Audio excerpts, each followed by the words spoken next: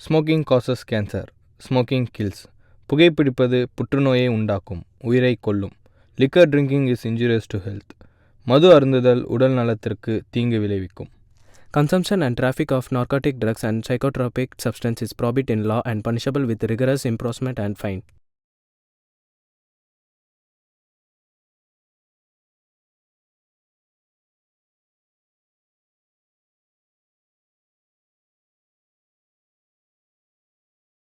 ஒரு ஊரில் எத்தனை ராஜா இருந்தாலும் சேரில் அமர போகிறது ஒரே ராஜா தான். இங்கே பிரேசிலிருந்து வந்த 1000 கோடி ரூபாய் சரக்குக்காக தமிழ்நாட்டிலேருந்து 2 பெரிய டீலர்ஸ் 50% ஷேரிங்க்கு கான்ட்ராக்ட் சைன் பண்ணாங்க.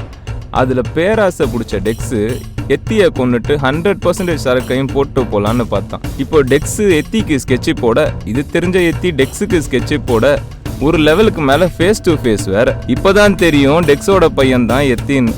எத்தி காலி பேஸ்ட் ஆன் டெக்ஸ் பர்செப்ஷன். இப்போ இந்த சேர்ல அமர போறது எந்த ராஜா?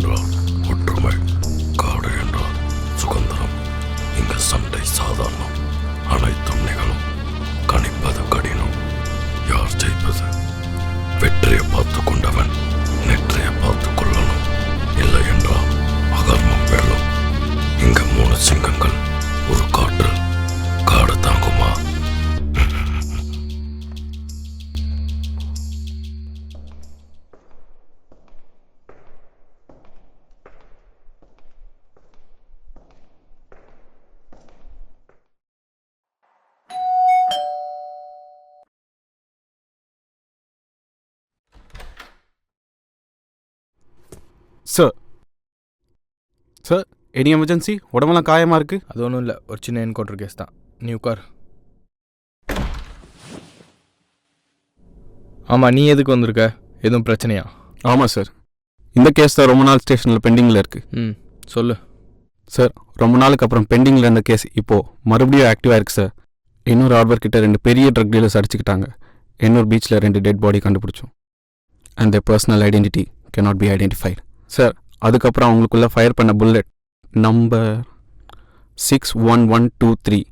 அதுக்கப்புறம் இது எல்லாத்தையும் லிங்க் பண்ணுறது பிரேசிலிருந்து வந்த 1000 crore ட்ரக் கான்ட்ராக்ட். அப்போ அவங்க 2 பேரும் அப்ஸ்கான் சார். சரி, இந்த கேஸை இனிமேல் நான் இன்சார்ஜ் எடுத்துக்கிறேன். நீ கிளம்பு போ. Okay sir. Control room.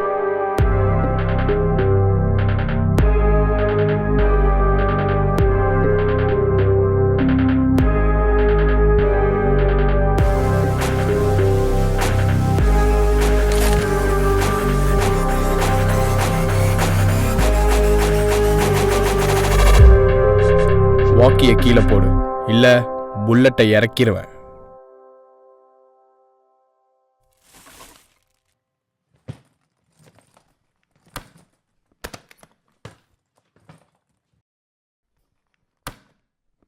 இதை வச்சுட்டு இருக்கிறதுனா இரு, இல்லை இருக்கிற இடம் தெரியாமல் ஆயிடுவேன். சரி, இப்போ நான் என்ன பண்ணணும்? டெக்ஸு த மோஸ்ட் வாண்டட் கிரிமினல். என் அப்பன் என்னை அடித்து போட்டு சரக்கு எடுத்துகிட்டு போனான். நான் செத்துட்டேன்னு நினச்சிட்ருப்பான். இப்போ அந்த ஆளை போயிட்டு கொஞ்சம் சர்ப்ரைஸ் பண்ணிட்டு வருவோமா?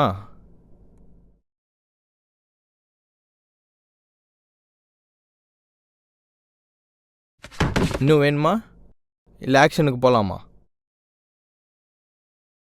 எஸ் சார், போகலாம். அப்புறம் என்ன, அதே பார்த்துட்ருக்க டனி.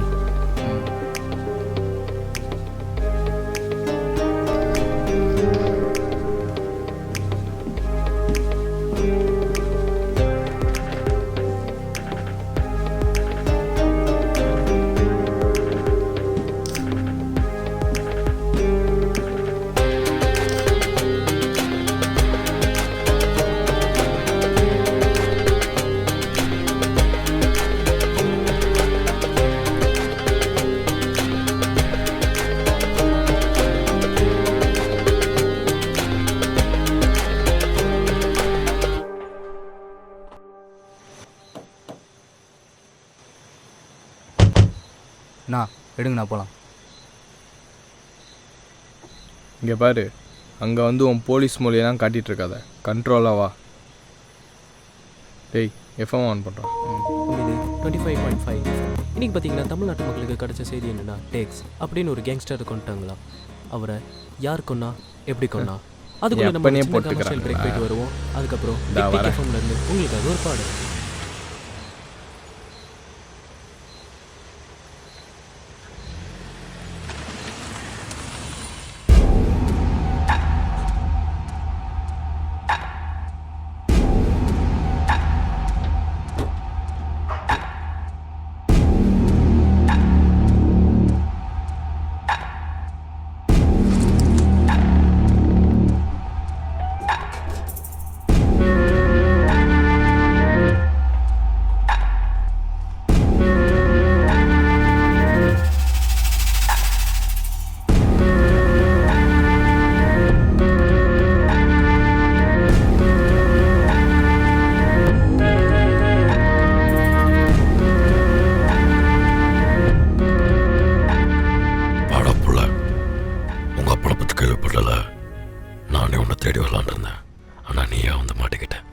ஹேய், அப்போ நீ தான் எங்கள் அப்பனை கொன்னியா? ஆமாண்டா, அதில் என்ன டவுட்டு? என் அப்பனை போட்டா என்கிட்டேருந்து சரக்கு எடுத்துருவியா? ஐயோ, உனக்கு அவ்வளோ சீன்லாம் இல்லை. பிரேசில்லேருந்து வந்தா நீ பெரிய ஆளாடா.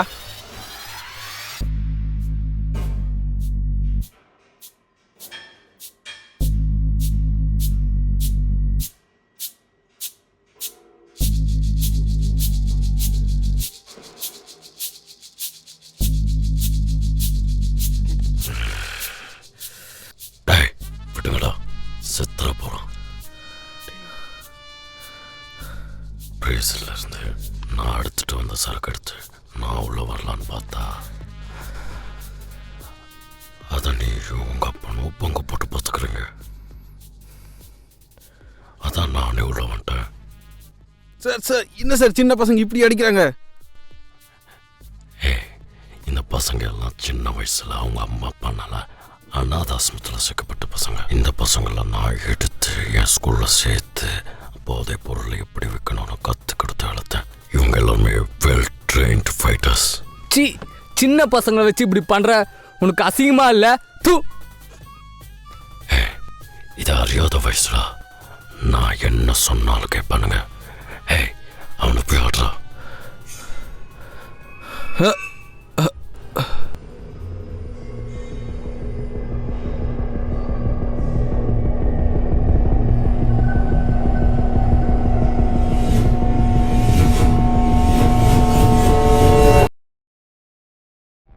சொல்லிரு. முடியாது. அப்போ சாவு. சரக்கு எங்கே இருக்குன்னு எனக்கு மட்டும்தான் தெரியும், உனக்கு தெரியாதுல்ல. நீ சாவு. இன்னைக்கு நெத்தி போட்டில் புல்லட்டை இறக்காம போகிறதில்லடா. பிரேசிலில் இருக்குன்னு தானே ஆட்டம் காட்டினீங்க. நம்ம கராச்சியில் இருந்து இருக்கிறதுலே டாப் கிளாஸான பவுன்சரை இறக்கணும். எவனாவது ஏதாச்சும் குடைச்சல் கொடுக்குற மாதிரி இருந்தா ஷூட் அட் ஸ்பாட் தான். சரக்கு எங்கே இருக்குன்னு சொல்லிடு, இல்லை சரக்கா சும்மா இறைச்சனோட போட்டு தள்ளிட்டு போயிட்டே இருப்பேன்.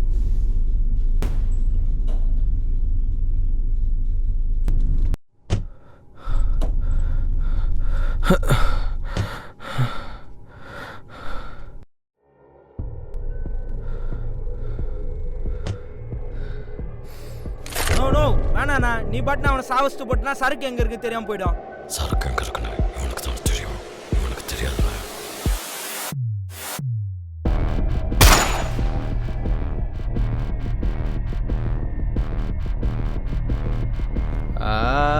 போச்சே.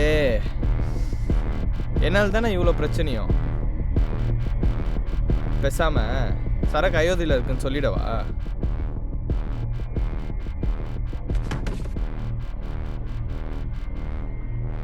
டேய், இவனை தூக்கி வண்டியில் போடுறா. வண்டியை நம்ம எடுத்துக்கொடுறா. என்னாச்சு? அவன் செத்துட்டான்டா. எப்படிடா? லைட்டா புல்லட்ட மண்டையில் இறக்கிட்டேன்.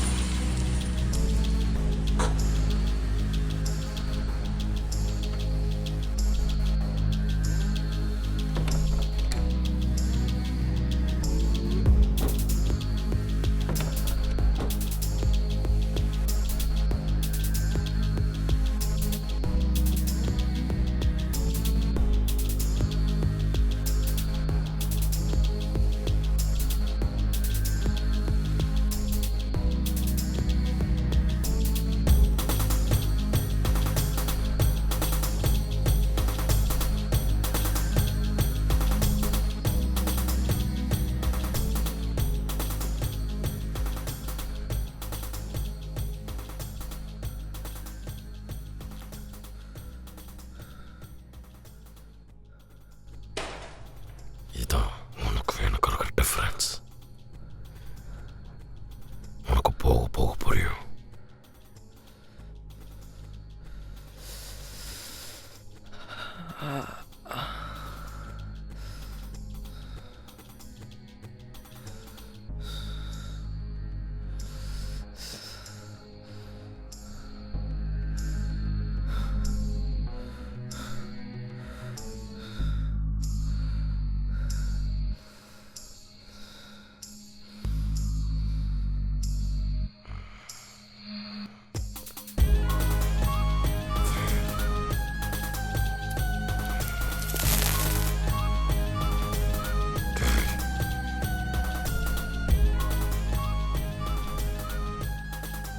எங்க இருக்குன்னு சொல்லிடு. இல்ல நான் நிலவே பார்த்தல. சரக்கு எங்க இருக்கு? சொல்ல முடியாது. என்னடா பண்ணுவ? அடுத்து ஓபன் பண்ண. அவனை பார்த்தல. அவனுக்கு எத்தனை சிங்கிள் டோஸ் தான். உனக்கு டபுள் டோஸ் சேர்த்துருவேன். சரியா?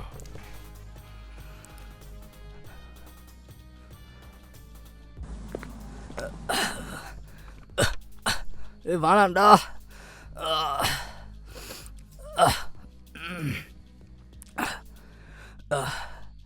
டேய் டேய் வேணாண்டா. அப்ப சரக்கு எங்க இருக்குன்னு சொல்றா. டேய்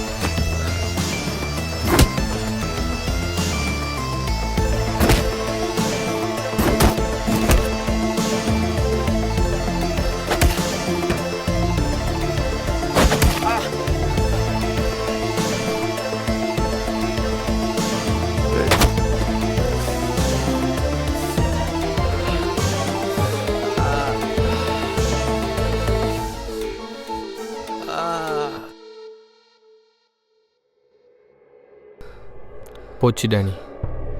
நம்ம தோத்துட்டோம். நம்மக்கிட்ட இப்போ எந்த பவருமே இல்லை. அப்படி இல்லைண்ணா. நம்மக்கிட்ட பவர் இல்லைண்ணா என்ன இப்போது மூளை யூஸ் பண்ணுவோம். சரி ஓகே, இப்போ அந்த கதைக்கு வா. சரக்கு யாருக்குன்னு பார்த்துக்கோ. என்னப்பா இப்படி ஆயிட்ட? பாவம் உனக்காக ஃபைனலாக ஒரு ஆஃபர் தரேன். சரக்கு எங்கே இருக்குன்னு மட்டும் சொல்லு. 20% சிட்டி சரக்கு உனக்கு நான் தரேன். அப்போ மிச்ச சரக்குலாம் சைலசியம் ட்ரக் சரக்கு மாதிரி. இது மட்டும் தமிழ்நாட்டுக்குள்ளே வந்துச்சுன்னா தமிழ்நாட்டில் இருக்கிற மொத்த பேரும் சூரி நாய் மாதிரி ரோட்டில் சுற்றிட்டு இருப்பாங்க. உனக்கு புரிகிற மாதிரி சொன்னா சாம்பி மாதிரி. ஆமாம் கரெக்டு. எனக்கு 20% சரக்கு என்கிட்ட குத்துரு. பிரேசில் இங்கே வா வா வா வா வா. வா கிட்ட வா.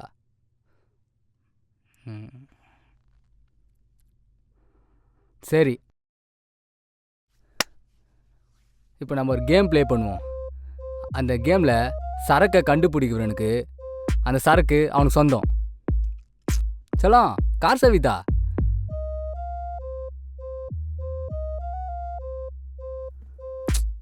உனக்கு சரக்கு வேணுமா வேணாமா?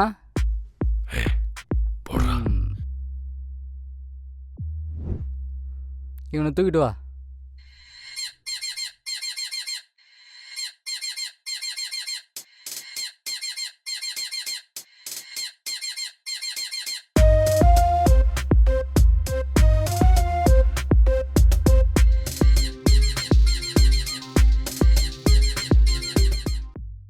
சரி, இந்த கேமோட ரூல்ஸ் அண்ட் ரெகுலேஷனை பார்க்கலாம். அந்த சரக்கு எல்லாமே இந்த ஏரியாவில் தான் இருக்குது. அந்த சரக்கு தேடி இந்த ஏரியா விட்டு எங்கேயும் வெளியே போக வேண்டாம். அப்படி உங்களுக்கு இந்த கேம் மேலே நம்பிக்கை இல்லைன்னா இப்போவே இந்த கேமை விட்டு வெளியே போயிடலாம். You are most welcome. நம்ம நாட்டில் ட்ரக்கு இல்லீகல்னு தெரியும். அந்த ட்ரக்கை விசாரிக்க போய் ஏதாச்சும் ஆச்சுன்னா ஃபேஸ் த கான்சிக்வன்சஸ். சரக்கை கண்டுபிடிச்சி என்கிட்ட வந்து சொல்கிறவனுக்கு அந்த சரக்கு அவனுக்கு சொந்தம்டா. சரி, அப்போ ஆட்டத்தை ஆரம்பிக்கலாமா?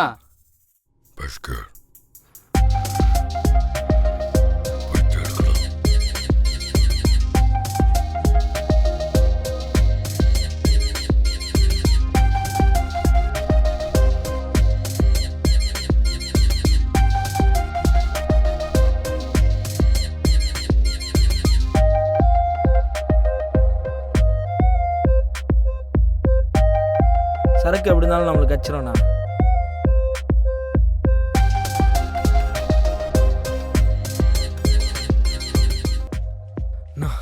சரக்கு கண்டுபிடிச்சாச்சுண்ணா.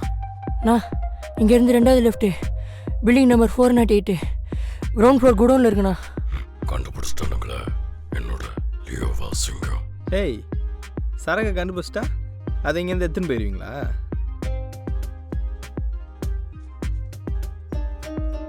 எத்தினா கொஞ்சம் ஓவராக போகிற மாதிரி இருக்கு.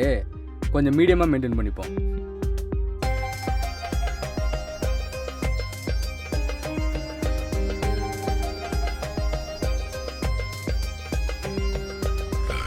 போய் சரக்கு எடுத்துருவாங்களா? நம்ம இப்போ ஒரு டபுள் கேம் ஆடுவோம். இப்போ நான் ஒரு போலீஸ் மாதிரியே கால் பண்ணி அந்த கேஸில் நான் மாட்டிகிட்டு இருக்கேன்னு சொல்லிவிட்டு போலீஸை வர வச்சுட்டு அந்த கேஸை அவங்க மேலே டைவர்ட் பண்ணி விட்டு சரக்கை எடுத்துட்டு அவங்கள போட்டு தள்ளிடுவோம். Approaching to the location, sir. Over.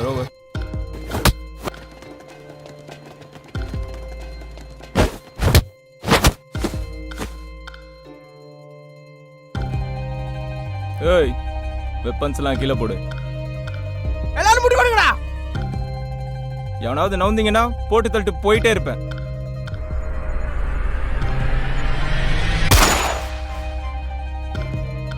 இதே பயத்தோட எல்லாரும் கிளம்பி போயிட்டே இருங்க.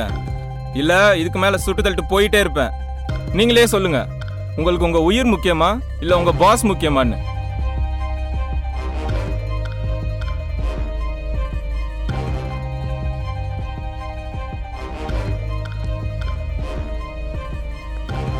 இவங்களை நான் பார்த்துக்கிறேன். நீ போய் சரக்கை சீஸ் பண்ணு. Okay sir.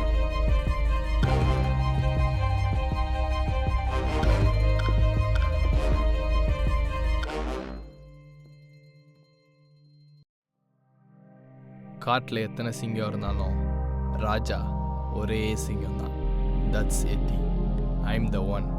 I am the leader. இங்கே நடக்கிறது மியூச்சுவல் ட்ரீமிங். இல்லைனா ஷேர் ட்ரீமிங்னு சொல்லுவாங்க. இங்கே எப்போ ஒரு மனிதனோட மனநிலை தவறும் போதோ இல்லை நிலை இல்லாமல் இருக்கும்போதோ அவனால் சரியான முடிவுகள் எடுக்க முடியாது. இதனால் அவங்க மற்றவங்கள சார்ந்து முடிவுகள் எடுக்கிற சூழ்நிலைக்கு தள்ளப்படுவாங்க.